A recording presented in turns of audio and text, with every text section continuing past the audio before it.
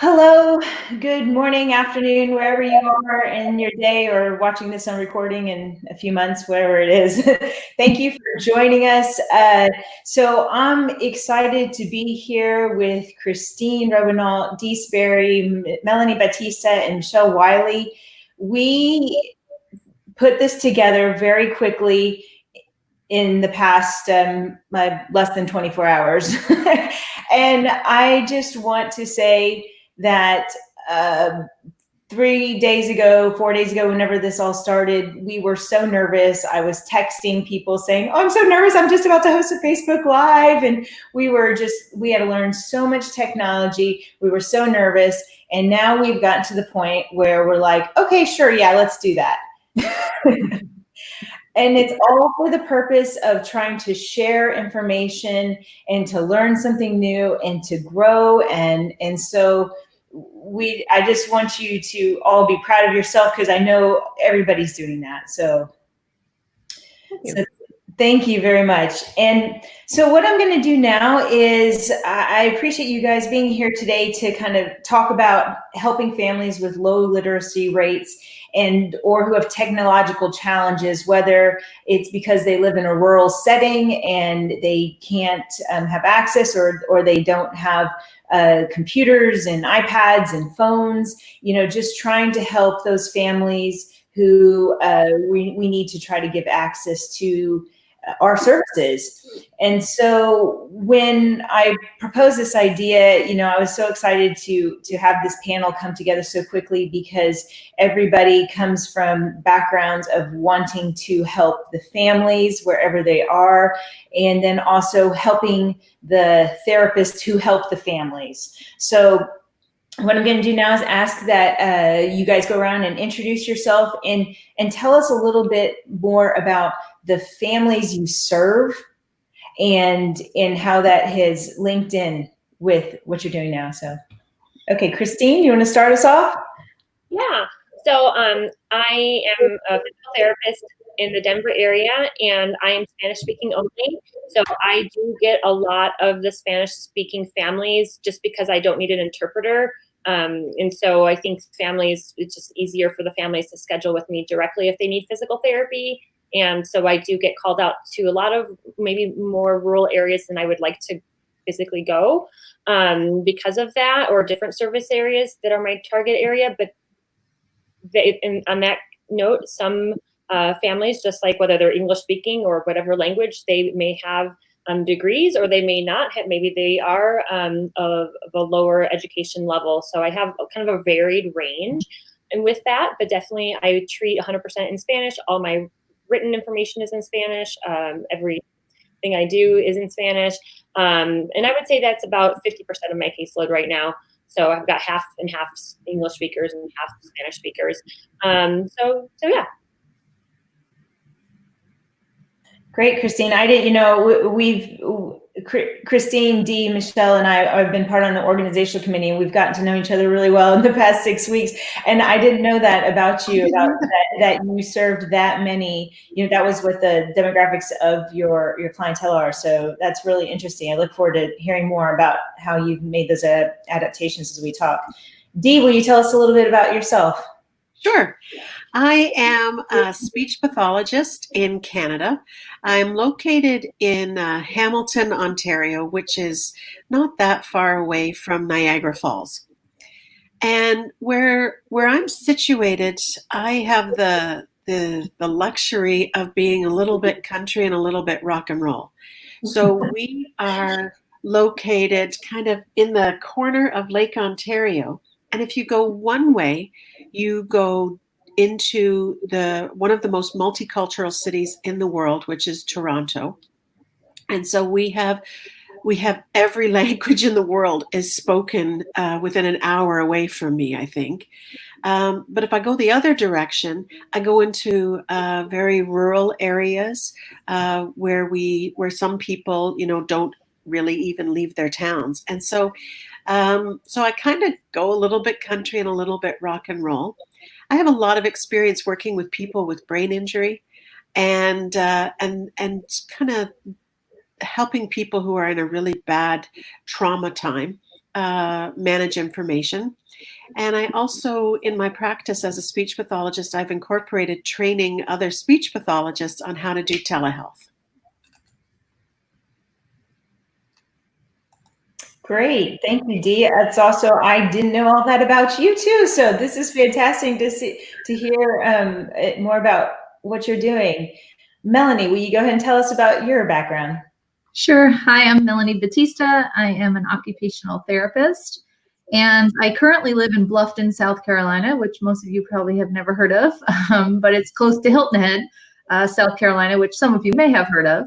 It's a small town, but it's growing pretty big, but not a ton of opportunities here for OT. So when I moved here a few years ago, I still had my Colorado license because that's where I moved from, and decided maybe I should try to look for a teletherapy position while I continued to look on site here in Bluffton. So I did, and I joined a private company, and they had a school district in Colorado.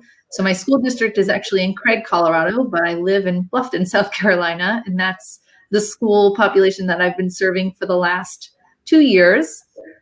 And when all of this COVID hit, my school district in Colorado decided that they were going to provide asynchronous services. And so there was a need for a very rural district in Mississippi, in Pontotoc, Mississippi. So that's the other school district that I've been serving for the last few months. So working with a lot of rural students in some very interesting situations and trying to push into their homes. And so, yeah, that's a little bit about me.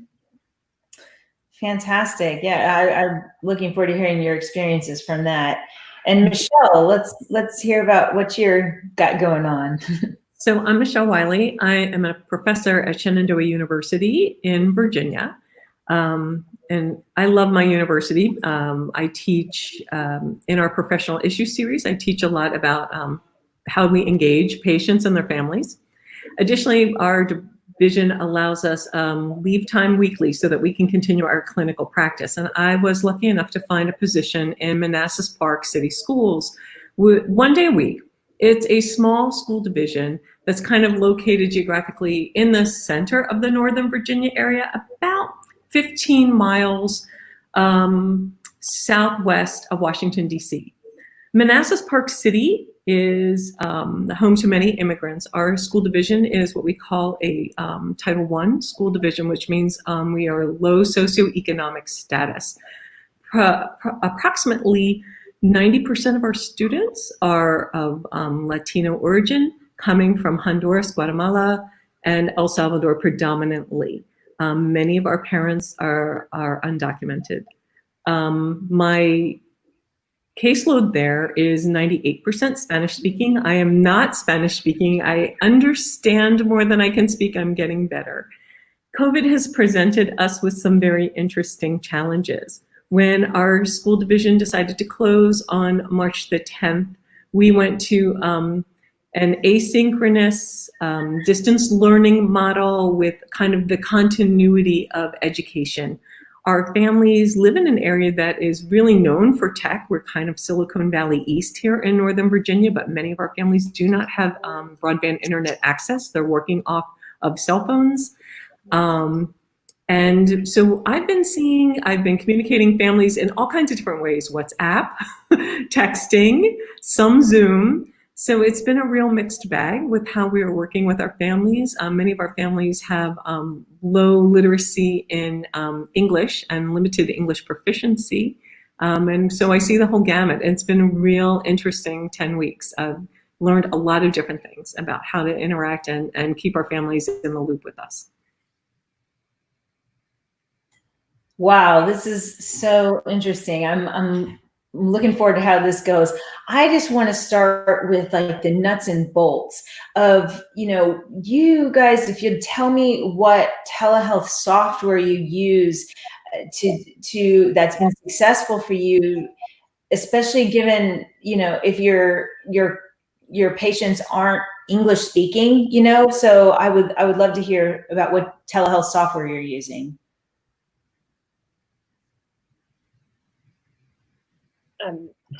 My company is using Zoom, and I think it's working out well. in order to introduce it to the families, my company produced a video in English, and then I went ahead and asked permission to produce a video in Spanish that we were able to make a link to just explaining. And I think a lot of, right now, I am also teaching therapists and also running a Facebook group about telehealth. And they're always asking for handouts or something they can share with the family to explain telehealth. And I say that that's wonderful. We can make up our own graphics, but really, let's just get it very easy for them to understand with the video. Because I don't know what their literacy rate is, and I don't know if if the words that I'm using or translating is going to mean exactly the same. So let's just show them.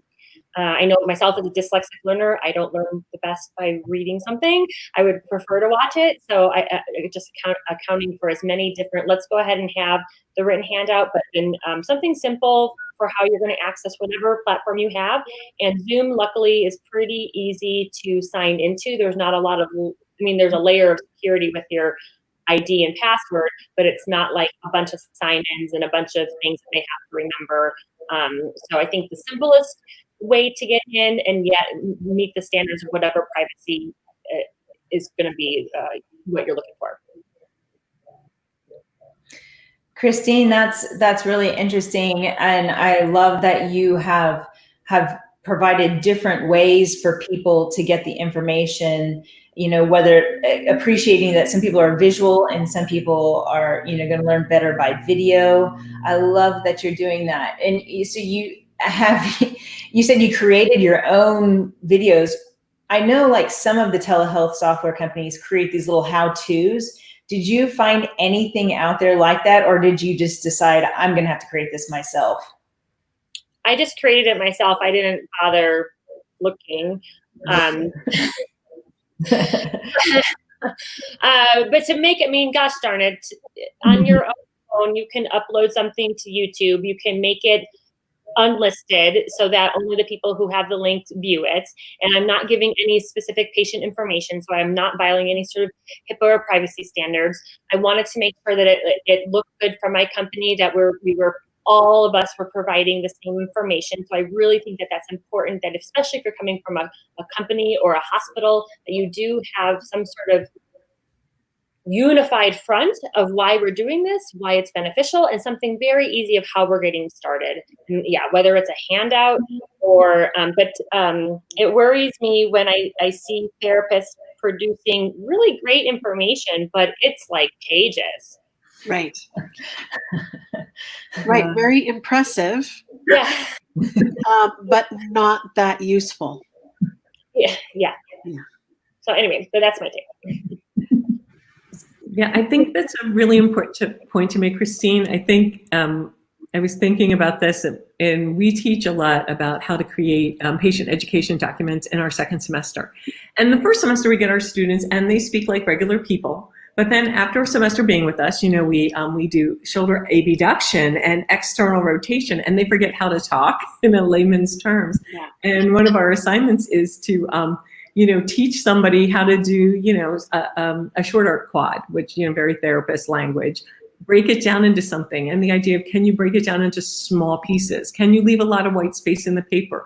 There are things that you can do with your patient education materials. So for example, if you're an English speaker, you can run it through programs online to assess what reading level that you're doing it in. And there are also some real quick screenings that you can do for English speakers that talk about what level they're at as far as their health literacy goes. You could do it online. It's called The Realm. You can find it on the CDC and on Accessible Healthcare. And you have all you have to say to the family is, not what your reading level is, providers, we talk in a lot of words sometimes that are complex, and I want to make sure that you understand me. So can you read these couple words for me? And you don't have to say yes, no, you just give them 5 minutes to read a list of 7 words. And if they pause for more than 5 seconds, you say, okay, go on to the next word. And then you really don't say anything to them, you score it, you thank them, and it gives you a rating about where their health literacy is, and it lets you gauge how you can really do that. I think that it's really important that we're on top of that, because we make assumptions that all because, I make assumptions that all because I'm working with somebody who has a certain level of education or a certain job that they have great health literacy, and they may not. and then compounded, of course, with second language difficulties and cultural differences about health beliefs. I think you have to be really sensitive to doing that. And the simpler you can keep things, the better. If you can maybe agree, like my students make beautiful home programs, but I'm like, guys, like really one exercise is fine. You don't have to do pages and pages. Michele, if I can just build off that, I've noticed that in so many of the talks over these days is watching some of my new physio friends, is that people are trying to just get the idea across with whatever tool they have at home. And so I've seen like a lot of people, using dolls and pillows and things. And I think that, as we sort of leave our quarantine phase, I hope we don't lose some of that realness. Because if you are trying to teach somebody using a doll or a pillow, well, right there, you've made it more accessible because you've kind of just come down to a real person level. And I hope that we don't lose some of our ingenuity that we've come up with so that we can return to forgetting how we talk again. Absolutely, Dee. I love that. And something else you said, Michele, too, is there's health literacy as well. So if you're dealing with a patient with a new diagnosis per se, they're having to ramp up on health literacy, technology literacy. Do I trust the person on the other side of the screen? There's a lot going on, whether you've known this client before or not. So I really like that point. Michele, do you have any thoughts? I think me or Melanie? Or Melanie. Melanie. Yeah. No, I was just going to say, I think the anxiety has been high, not only for some of the professionals, but also for our families and our students. And so, we know that if that foundation isn't there, we're not regulated, then everything else kind of goes out the window. And so maybe they were able to access information and directions a few months ago, but now we're in a different time, and everyone's brains are kind of pulled in 1,000 different directions. And, while they care about their children and they want the best for them, it may not be the top priority right now because there's other compounding factors and more priorities pressing in their homes. And so I found with a lot of my students, I had one family in particular that the mom upfront said, I know nothing about technology. I mean, she didn't even know how to type in an address into the browser. I mean, she was just like, what is that? How am I supposed to get to you? Like, yeah. You sent me a link. What do I don't like, she didn't even know what a link was or what she was supposed to do with that. I said, you have to put it in that top little gray box, like where it says Google. And she said, I don't even know what that is. So I basically had to get on the phone with her and just walk her through every step while she was on the computer trying to log into my platform. And I don't work on Zoom, so my platform has a couple of additional steps. They're not overly complicated, and most families were able to get in no problem. But when you have a family who this is not really their thing, and then she told me up front while she's on the phone with me, this is making me so anxious. I could tell her energy and her anxiety was just ramping the whole time, so it was a lot of, okay, breathe with me. We're going to get this together. I'm right here on the other end of the phone, and I'm going to walk you through step by step. So just one step at a time. And so when she finally got in, you could see that level of anxiety just, okay, come down just a smidge. But then as soon as her child and I got on and I'm trying to give her directions, it quickly ramped up again. So it was a lot of deep breathing and pausing and just taking it really slow that first session and not overwhelming her with any other functions on the platform. I think we just ended up talking that first day with the student, and we just did some fun, silly games, and I didn't even pull up anything on the whiteboard. I didn't have them do any mouse functions. It was just be with me here. We're going to hang up. We're going to try it again next week. So yeah, baby steps. For sure. And she got it by the end. Like she was a whiz. I love that, Melanie. And we had an interesting comment come through from one of our listeners saying that they were working with a mom who didn't even have an email address until 3 weeks ago. So there's the assumption that people have these email addresses, and we don't know if they do or not. You're right. Dee, did you have some thoughts? Oh, sorry, Michele. Or even wanting to have an email address. Right. say even wanting to have an email address or even trusting that where you're having them go is safe. I have one particular family very on edge about who's able to see this and how do I know that no one else can see this. And even though I can give the best explanation, she's just not comfortable. So our visits have decreased to only like 2 a month right now because she's not comfortable meeting online with me. It sounds like a really ethical choice though, Christine. You know, I mean, I think we just have to sit there and say, where's the family at now? It may not be where they're at in a month, and it may have nothing to do with me or the services I'm offering. Right. And just separating yourself from any of that judgment around it towards them or towards me or towards the child. I love that, Christine. So. Can I just build off something Melanie was saying? Melanie, when you were just talking about, you know, the steps that you took with that mom who just needed as a first step to get online. I think that, you know, that piece really builds her trust in you, that you were able to meet her where she is. And then that goes a long way in that rapport building, because that's something that therapists often will say. What makes them nervous or apprehensive about telehealth is how do we build rapport? And how we build rapport is with trust.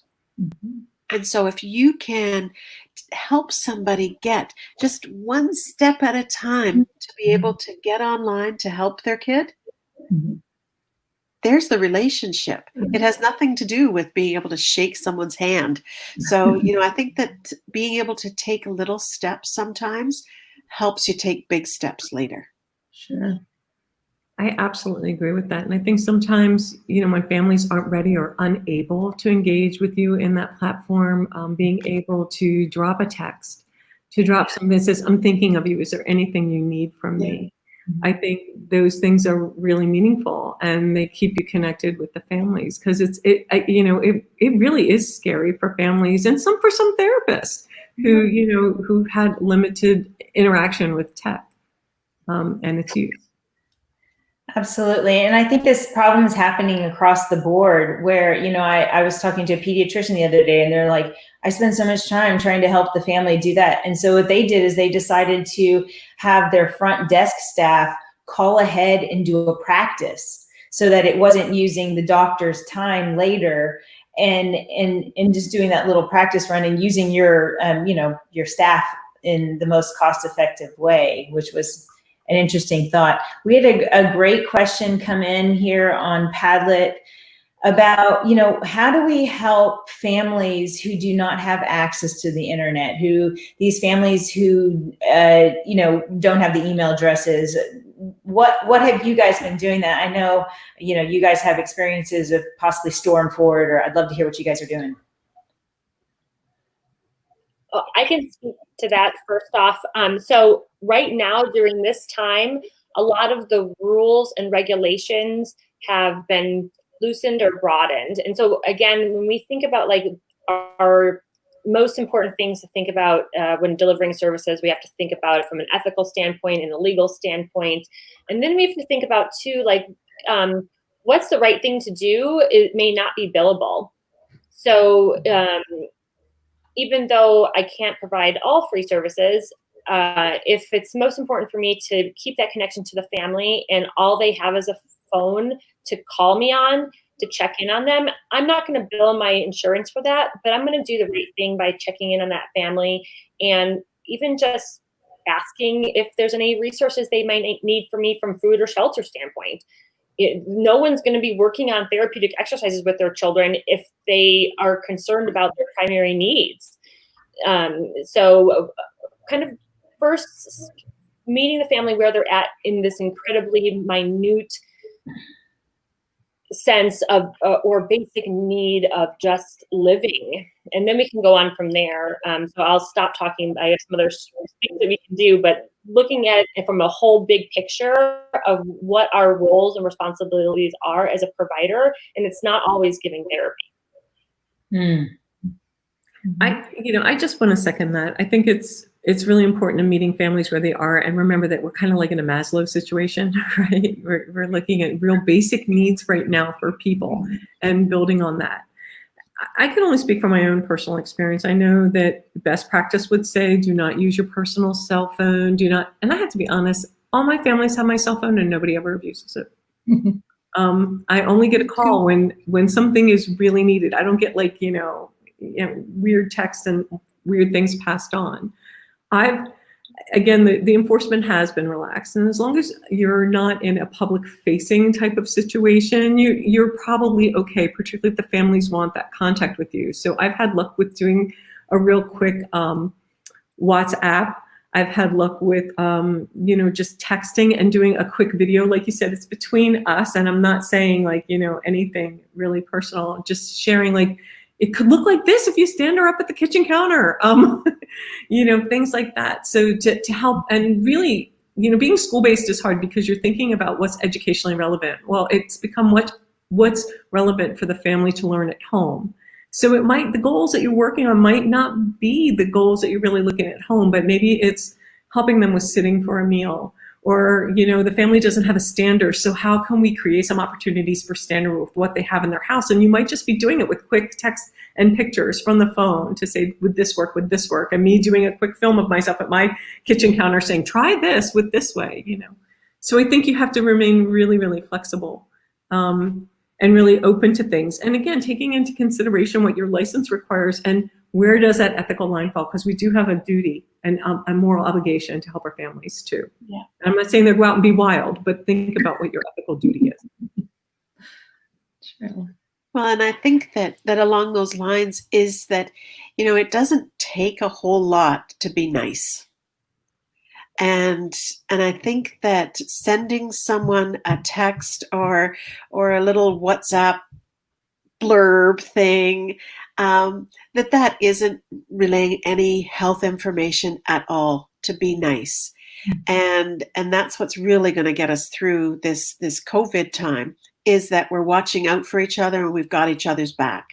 And so if we can just be nice, is that then when it's time to really connect and do some serious rehab, then we've got the good relationship established for maybe when things weren't so great, but we've got the relationship. And I kind of remember when, but I don't remember who it was that told me that people don't care how much you know until they know how much you care. Mm-hmm. And that a simple text saying, here's my idea, standing at the sink or whatever it is that you're talking about with your patients, is that can go a long, long, long way. Agree. Very well said, Dee. I love that. Yeah.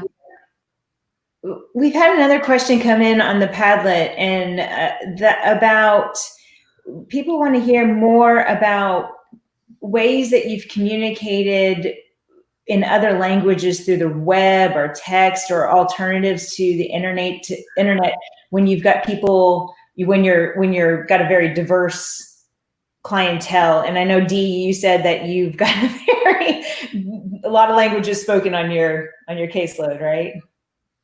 Yeah. At any given time, it could be, a whole bunch of different languages. But part of the cool part is that the patients' families also speak the same languages. And so we can connect through maybe another family member or a friend.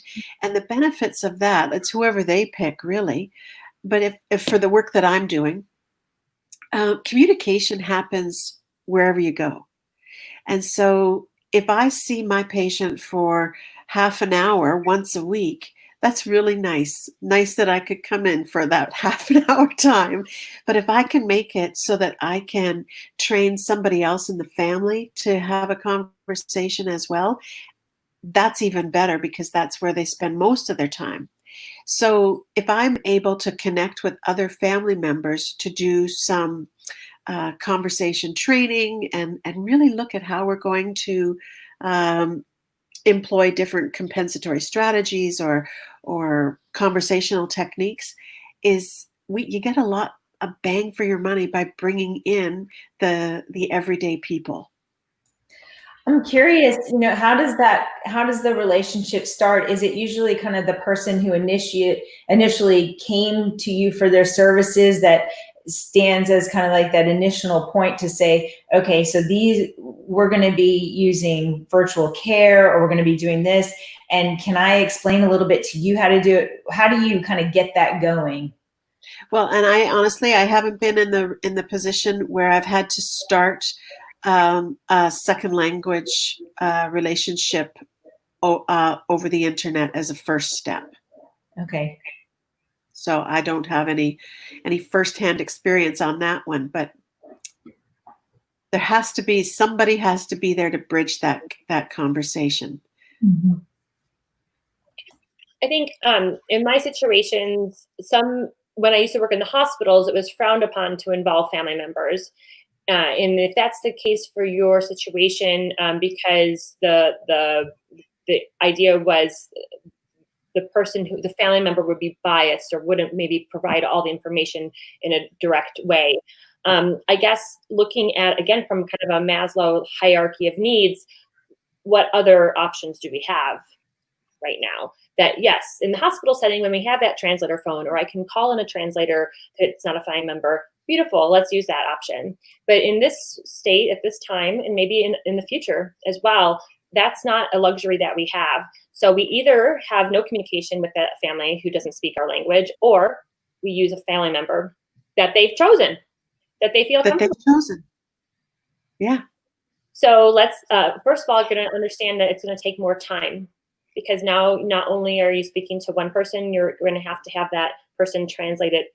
So we have another person in the triad, or no, we have a quad here. But that's okay. So just give yourself some more time. Maybe you're not going to be able to cover as much information in one sitting. You definitely need to make sure that you get clarification. We always are wanting understanding. How do they demonstrate understanding? Do they show it to you? Did they give you verbal understanding? This is super important. But I'll tell you, I went down to Denver to sit on a hearing for a little girl getting SSI, who is Spanish speaking only, who the translator was in a different state on the phone with the family, and I could hear all of this, and I wasn't allowed to translate for the family, but I was there on their behalf. The translator wasn't providing all the information to the judge that the mom was saying. So even a real translator wasn't really giving all the details that mom was saying. And maybe that was because of the connectivity issues. I don't know, because I was there in the room with mom. But whatever it was, I had to say, excuse me, may I speak and clarify, because the information wasn't coming through. So I just say that because even with a real translator, yeah, Interpretation involved, yes. I agree. Our school division, because we have so many Spanish speakers, we do have parent liaisons assigned to, there's 2 or 3 of them assigned to the different schools, and we can utilize them in different ways to communicate with families. They can translate written materials for you, and so that you could email or send things in the mail. Most general communication does go out in Spanish and English, but then remembering that we're dealing with people from a lot of different areas, and the dialects are not the same. In a pinch, I have used Google Translate, and and I start the text with, "Hola, señora, I am using Google Translate, so please apologize anything and ask me what's going." And we really both appreciate that. And I actually have a good friend, I do some service work in Guatemala, and we use Google Translate, and it's hilarious. We laugh at each other all the time. You have to be patient and take it with a grain of salt, be clear that you don't mean any insults or if the wrong words are used. But it's actually working okay for short communications. The other thing too is, like as Dee said, that there might be another family member who does have some English literacy. So you don't expect, if you send that email and you send it in English, that you're going to get a response, within a day. It might be a couple days until that family member can lay eyes on that email for you and help the person communicate something back. So that's okay too. It's a learning process. And I do think learning short words and phrases and trying, I try. I'm not very linguistically, I'm getting old and the brain doesn't wrap myself around that very much anymore. But, trying to listen carefully to when you can have the face-to-face interaction, watching the nonverbals, watching the face, the inflections, and those type of things to try to get the gist of the meaning of what's happening. I think also, depending on where you live, what the rules are, in the state of Colorado, our Medicaid system does allow for translation over the age of 3 outside of the early intervention program. I want to say it's twice a year. So not that you're going to be able to get every visit that way, but there may be some laws and some extra supports that you might not be aware of. So check out your resources where you live and utilize them. And again, like as we were talking about earlier, Dee, things that we've kind of learned or have been creative about here in the telehealth space, we're going to go back and take that back to our in-person sessions. And I've experienced that multiple times. I'm sure, Melanie, you have too over the years, that something new that you learned to teach or to communicate something, you've then brought back into your in-person session. So it works both ways. Yeah, that's all. Yeah. Well, and I think too, kind of blending what Christine and Melanie and Michele and Allison have all, said, it's like we've banded together at this summit. We've met a lot of new people. And, like now, what if we were to just do some sharing? And that if there was some video that I learned how to make using a PowerPoint slide on a video and I don't narrate it, and I have a version that looks where I can narrate different languages in the back. And I now have a friend who speaks Spanish. So I could say, hey, could you help me? And I help you. And now we have this great video that is in 2 languages. And I think that connecting with some of these people that we've met on Facebook all over the world, we have people who are at this conference from all over the world. And that is really powerful. We can share. Absolutely. It was fun yesterday at the after party to see how many people could speak more than 1 language and 3 languages and 4 or 5. It was just amazing. So there are a lot of resources out there for us. I have a question for Melanie, because you were talking about working in these more rural areas. And one thing, we've been talking about the idea of literacy and health literacy and proficiency in the dominant language, which here in the US is English. But what about the connectivity issues? I live, my family's live in an area with broadband. They don't have broadband because of the cost. But even in my own county where I live, the socioeconomic demographic is a little different, but we have areas of the county where there is no broadband. Yeah, we do. So what has your experience been with overcoming that? Sure. Actually, one of the school that I work for in Mississippi, they actually had, I don't even know what you call it, but like little hotspots around town where the families could go and get internet connection for free. And so that was proposed as an option where families could go there and get connected if they wanted to do a session with me. None of them did. I thought that might be a little awkward, like them sitting in their car. We're trying to do some activities. I'm like, I don't really know that that's going to be the most conducive, but it was thrown out there as an option if they really wanted to connect or at least have a face-to-face at some point during this, 10-week, 12-week period. So they didn't take me up on that. I would say it was a very small amount that decided to do the synchronous services. I think there were 40 students initially, and out of those 40, only 9 were able to commit that had good connection, a family member that was home and was willing to participate in the sessions. And follow through. So the rest I did hear back from, of course, they all kind of trickled in. I didn't hear from everybody immediately. I reached out to every single family at least twice. Mainly, I started with phone, and then I went to text, and then I did another text. And by the 3rd time, I did hear back from most people either texting me back and saying, this just isn't going to work for us right now. There's too many things going on with my family. We're working, etc. Right? There's just so many other circumstances. So we had some families that said, I want to put therapy on hold. And then we had some families that said, we'd really like support, but being face-to-face isn't going to be an option. So could you send us home some activities to work on? And we'd like to do it that way. So we did have that. For my school in Colorado, that was put on asynchronous services. We sent individualized activities for every single student every single week. And again, you know, I heard from some students here and there and some family members here and there via email or phone, or they would shoot a text if they had questions about the assignments, but I didn't hear from a lot of those students either. So that's always hard because you're not getting any feedback. You don't know, did they even receive the activities? Did they try them? Did they not? You know, how are they doing at home? So yeah, there were definitely a lot of students that I feel like were lost contact with.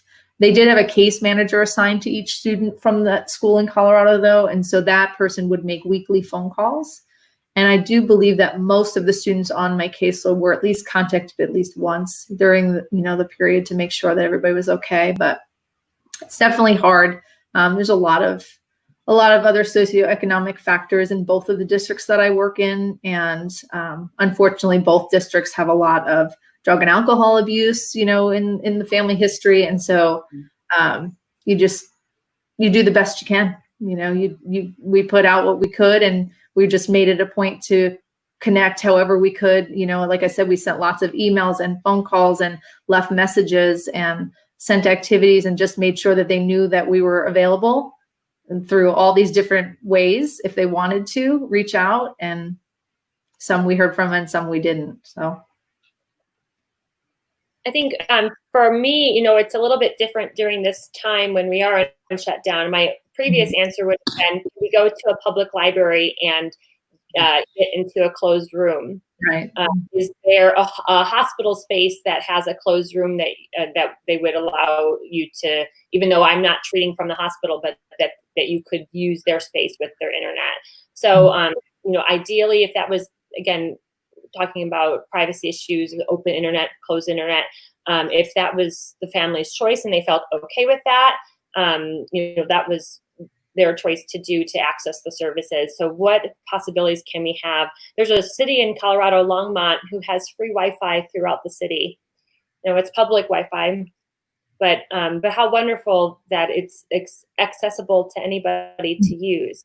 So again, what can we do to keep it private and safe? And the family has to acknowledge that potentially somebody else might be able to get into their space. But I think that's from an infrastructure level what we need to be doing as a country, in all countries, right? I mean, we have this technology, and now we need to get it out to people, and that's just going to take a lot of work on the ground, and some help with some money, with some companies that also have, community partners who share this value of getting this out to multiple. So we need the groundwork, but also the money to make this happen. I think that our professional associations on a national level in all the countries should be working with legislators to start looking at broadband access as a utility like water and electricity. And unfortunately, still here in the United States, there are parts of the country that don't have that.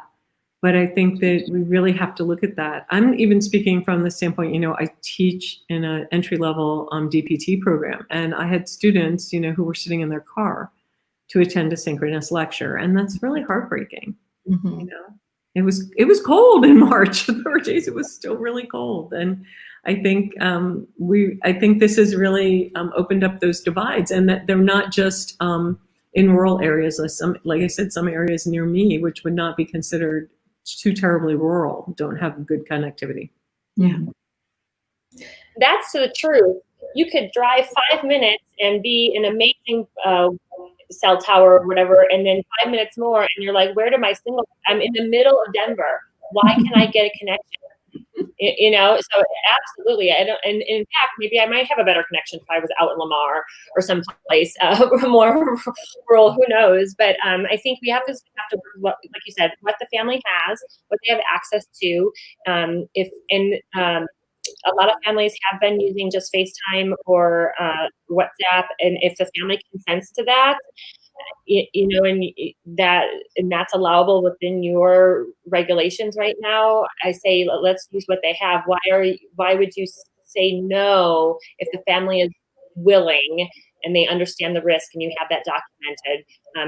I get it that it is not following all of the guidelines, but again, right now at the time. And then what do we need to change the guidelines? Do we need to fight and lobby for changing these regulations? I think a lot of the regulations and rules out there are a little bit archaic and not really keeping up with the times. I mean, when I started telehealth in 2013, it was like the Wild West. There was no rules.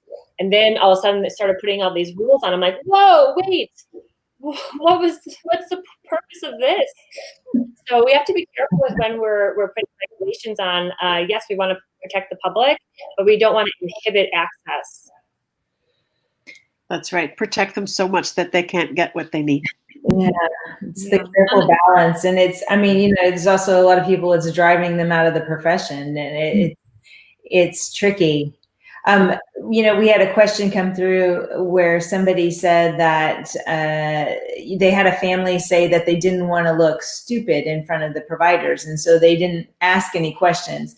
So it's the whole thing that we put forward to them is, what questions do you have versus do you have questions? What questions do you have? There's a lot. I just give you a lot, so. Right. And, that's kind of using the teach back method.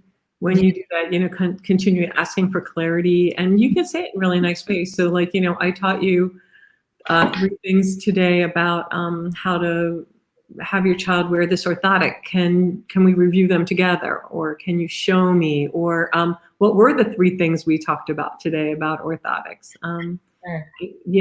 But doing it in a really kind and patient manner, because, you don't want people to feel that, right, that their expertise as the parent isn't valued too.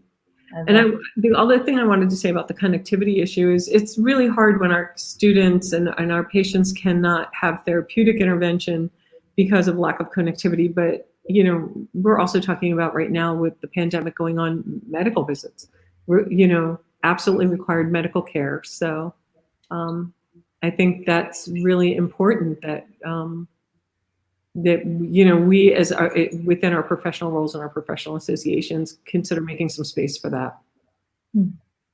Yes, I agree.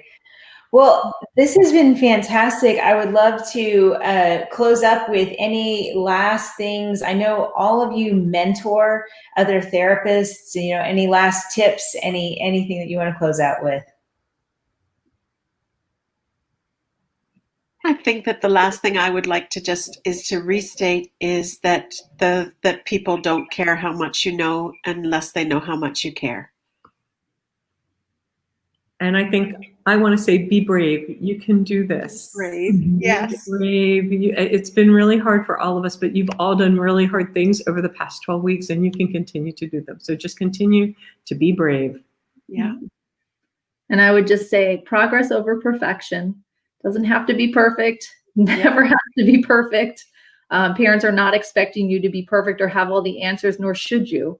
It's about collaborating with your families. It's not about giving them the answers. It's about leading them to the answers and really empowering them so that they feel empowered to make those decisions when you're not there, and that they do feel confident in their parenting. So. Yeah. Great. I love that. I mean, all of those are just gems, like life skills, like not just beyond this, just, life skills of being open. And so, well, thank you everyone for your time and willingness to try to help people no matter what their situation is. So thank you. Thank you for having us. Enjoy the rest of the conference. Yeah. Bye.